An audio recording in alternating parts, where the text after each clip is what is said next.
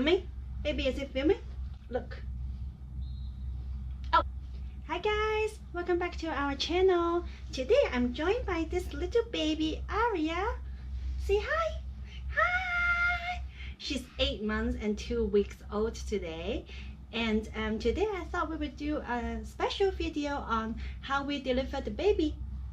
This lemon baby, or Aria, in Hong Kong. So if you're a mom-to-be or you're planning to get pregnant, what to expect when you deliver in Hong Kong, then please keep watching.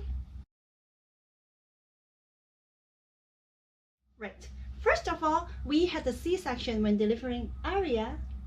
We have always known that we want to have a C-section as soon as we found out we're pregnant. I guess the thing is just follow your heart, whatever feels comfortable, and of course whatever the doctor advise you. Why a C-section? We chose C-section for our own reasons. We think that it fits us the best, and we cannot be happier that we made this decision for a C-section to deliver this baby. And I mean, all methods are good as long as they are safe for the mother and the baby. For Hong Kong, you cannot really choose a C-section if you are going to give birth in a public hospital. If the mother wants to have a C-section, you have to go to a private hospital, because in the government hospital they will only perform C-section if the doctor thinks that you have medical reasons for a C-section, like if you're having twins or the position of the baby is not suitable for a natural birth. So if you want to have a C-section, there are so many hospitals in Hong Kong that you can choose from. We chose the one in Causeway Bay, the St. Paul's Hospital, to have a C-section, just because that our doctor who is delivering the baby, who is amazing, will have the operation in the St. Paul's Hospital. So we like the hospital anyways, and we didn't really have to choose a hospital. And going on to about the cost of a C-section in Hong Kong, in comparatively to a government hospital where a natural birth will cost you around a few $100s to $1,000, but in a C-section and a private hospital plus the operation fee, it will add up to at least 80,000 Hong Kong dollars. That is including the consultation fee, like the pre-birth checkups for the 9 months, operation cost, and the staying in the hospital fees, obviously. I had to put Aria in the living room because she does not want to sit down to film a video. So around 80,000 Hong Kong dollars. This is just my doctor plus my hospital. Obviously, if you find a famous doctor or a more high-end luxury private hospital, the cost can add up to much more. I've heard that it can be around 150,000 or up, or 200,000. Just bear in mind, it is more expensive than a natural birth at a public hospital. If you had a natural birth in a private hospital, it's not cheap either. So there you go. It's a little expectation on the cost wise for you. Now, before we had the baby, I was told that for natural birth you will be painful, because obviously you will go into labor for hours if you're lucky, otherwise for days, and then once the baby is out, the recovery is very quick.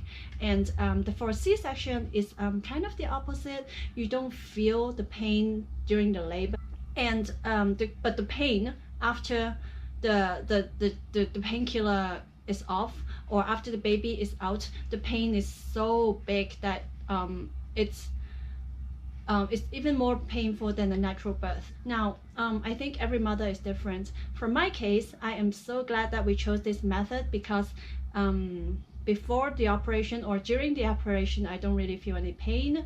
But the day after the operation, well, I had the C-section at around 8 o'clock in the morning, and then I was awake, obviously. After the anesthesia is gone, I do feel pain in my wound, obviously, but it's not unbearable given that I was having some oral painkillers prescribed by the doctor. So I took it from time to time as she would suggest to me.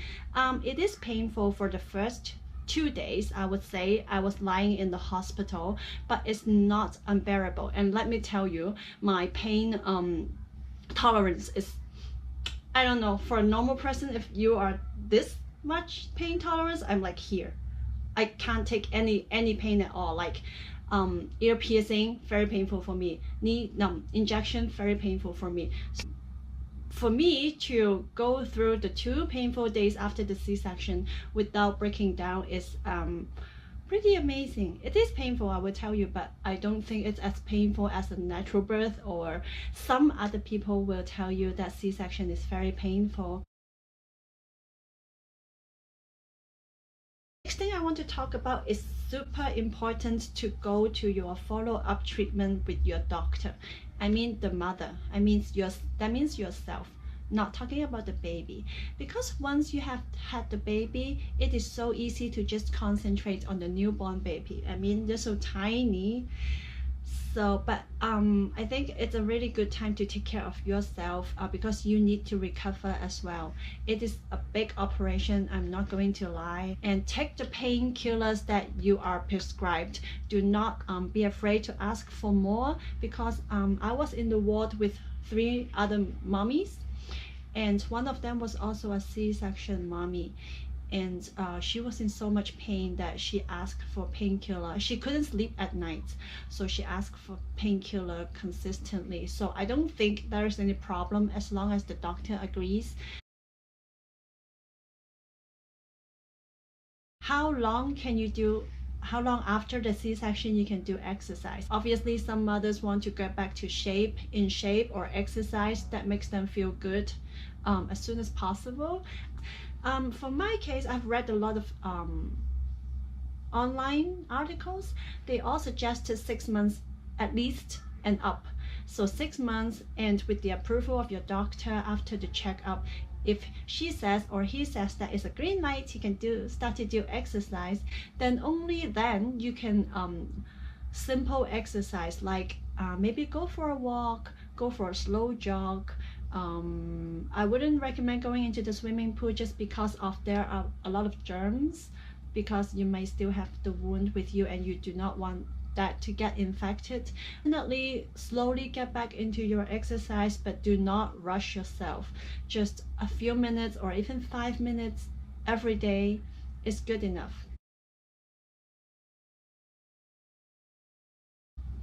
I think that's all I would like to talk about in this part 1. The main advice for if you just had a C-section is to relax, take the painkillers that you need or whatever pain relief the doctors prescribed to you. Take them, take lots of water. Do not push yourself for breastfeeding. It will come naturally, or it will come when it comes.